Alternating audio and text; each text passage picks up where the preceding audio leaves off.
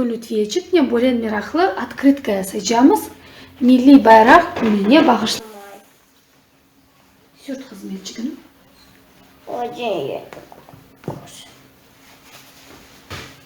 Şu an. Başta yapacağımız tamgaya kızım. Sarı koyalım. Koy. Hemen anam. Yapacağım da anam. Sen yapacaksın yap kızım ya. Koy. Tutkal yapan bana sen koy yakşı.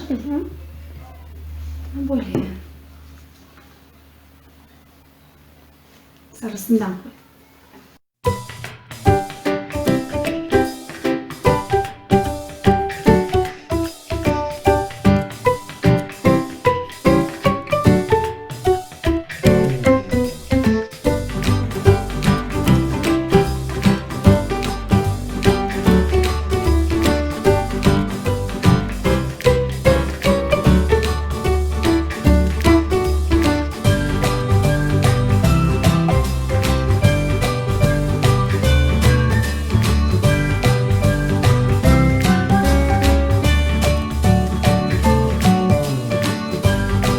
Benim bayrak.